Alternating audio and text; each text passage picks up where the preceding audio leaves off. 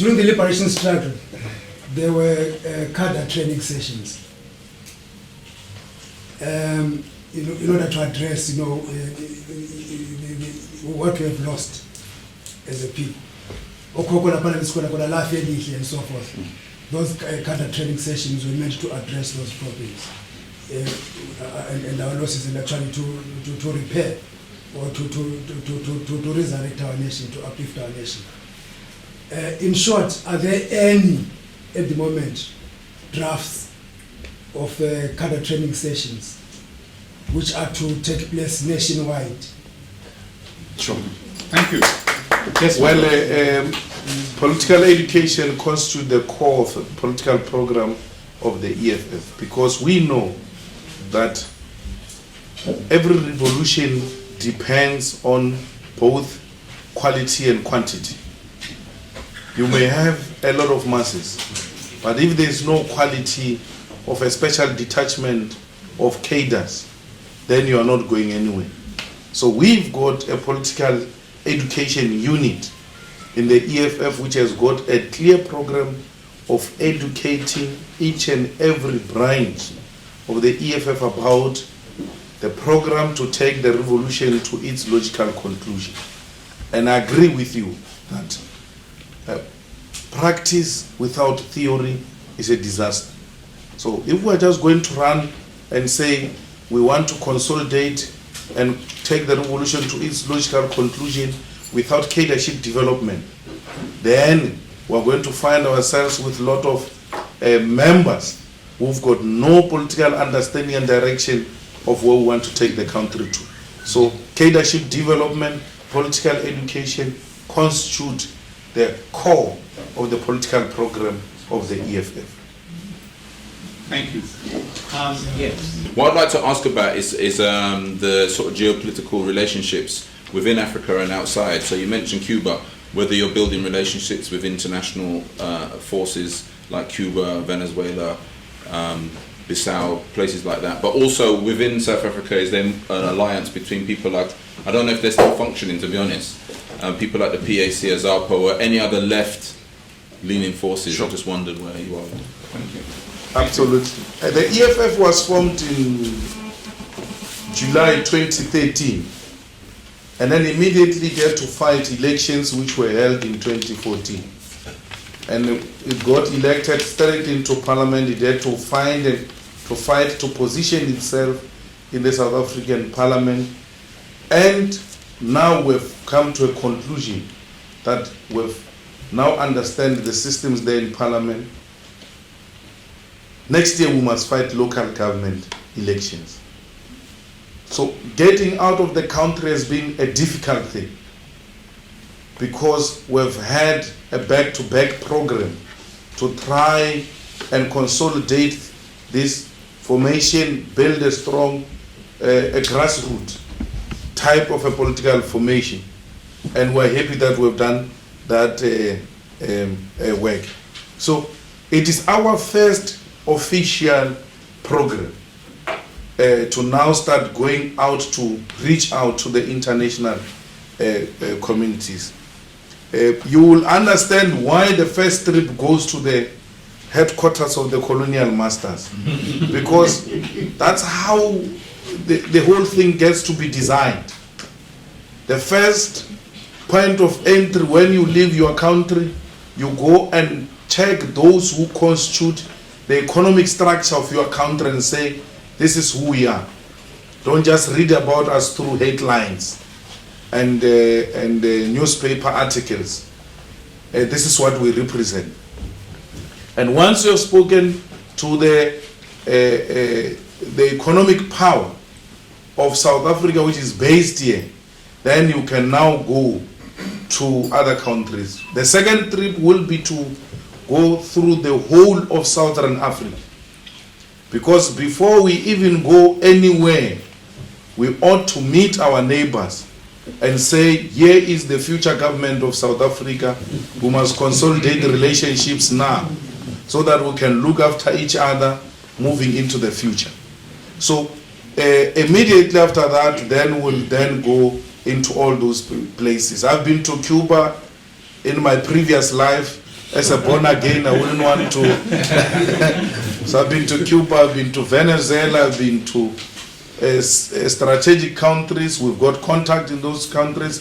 But what is important is that international solidarity should be part of our struggle, because South Africa doesn't exist in isolation, particularly consolidation of relations in Africa.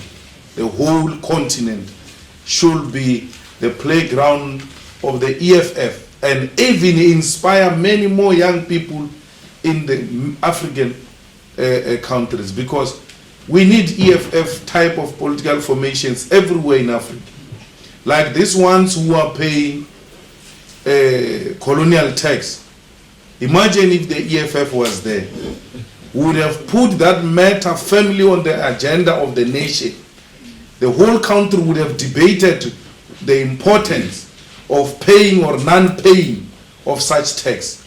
And I can guarantee you that would have successfully influenced society to vote for the removal of such things. So we need to start building youth activism and a commitment by young people in the whole of Africa, so that we consolidate the struggle. It was very disheartening to note that South Africans did attack fellow Africans from Zimbabwe, Nigeria, and a whole lot of other nations in an economic scramble. Now, these are the people, as you know, who help you to liberate your country. And I stand corrected, but I have read somewhere that you were one of Zuma's vociferous supporters. What do you have to say for misleading the people of South Africa?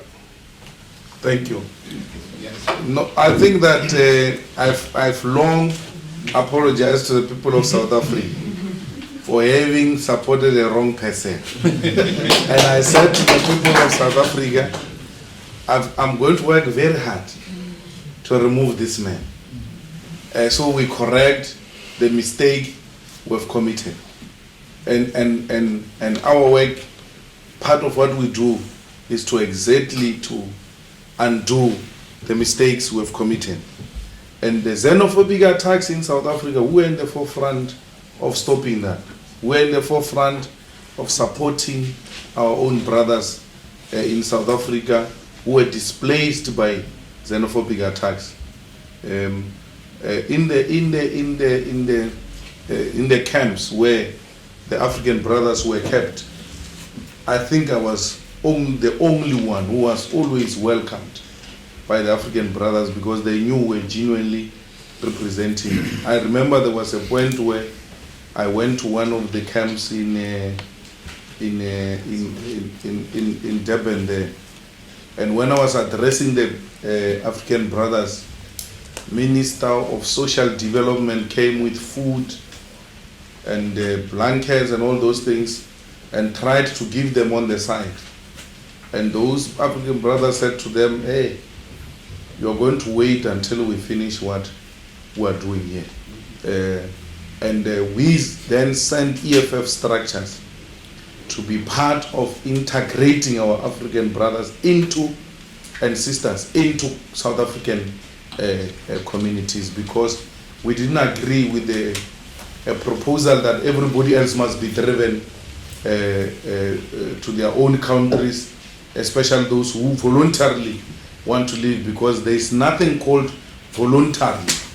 During that time, people were leaving because they were being intimidated by the people of South Africa.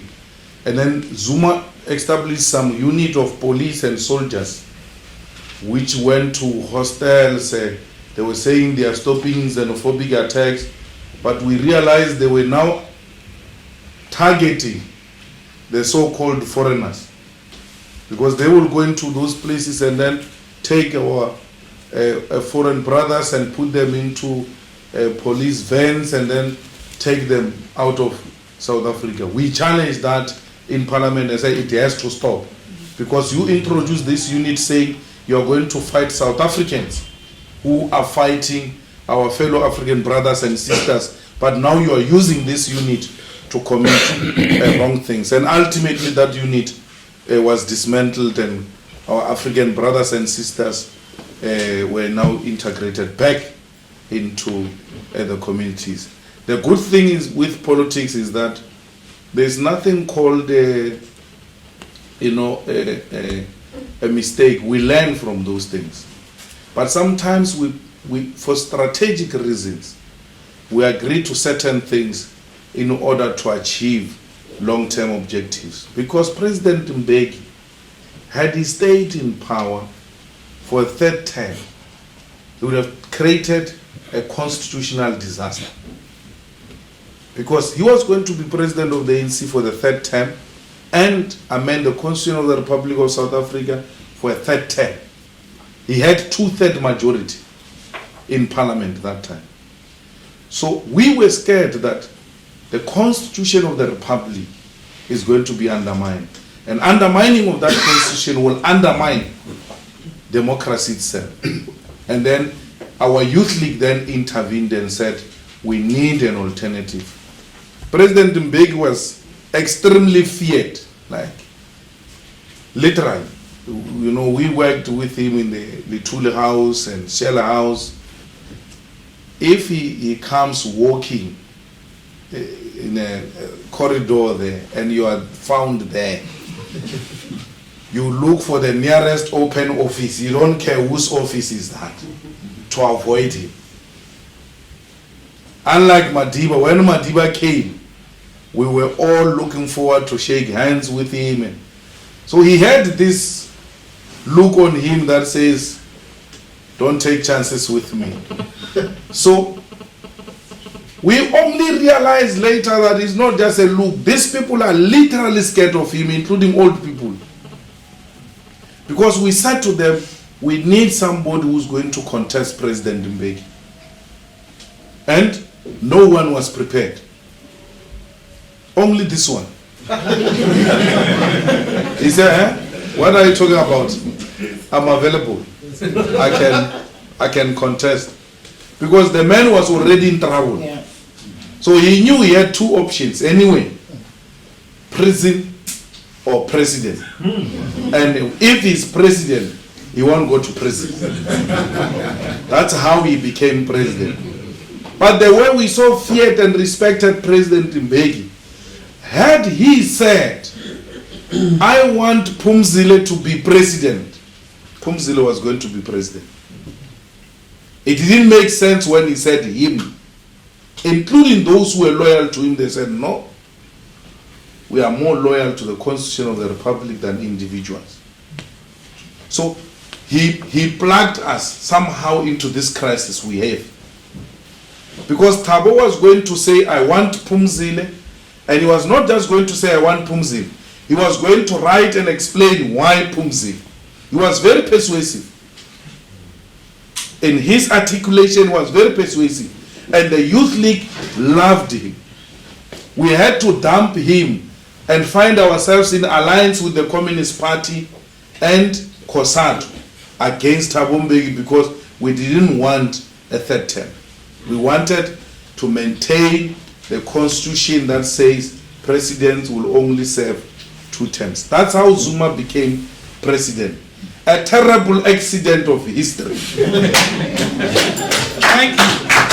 My sister. I think it's great for you to want to take back the land, but isn't it an idea to have things implemented in place so that when you take back the land, you've got things that people can work the land and you've got stockpiles of goods that the land can be fertilized with and have things in place when the land is taken back from the European so that you won't be stranglehold like what they've done to Zimbabwe.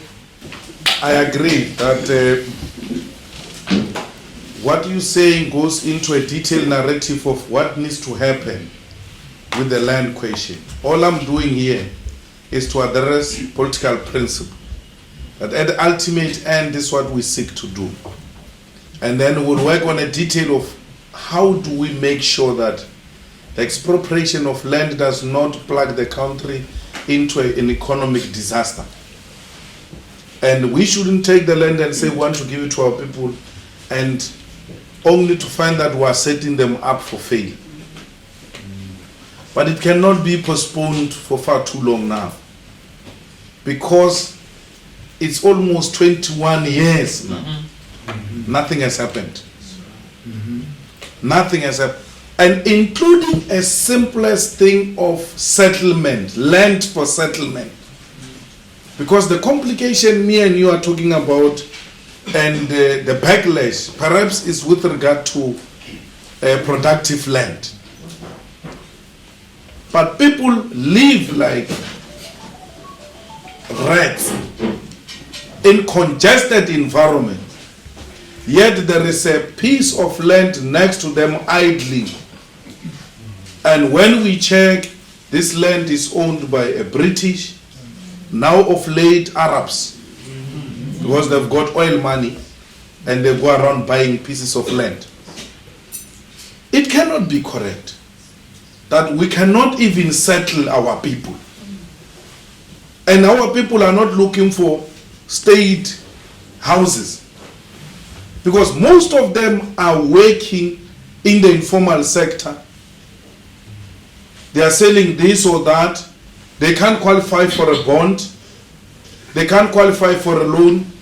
But a man from hardware shop can afford to give them a building material on credit because they've got relationship with the local shop.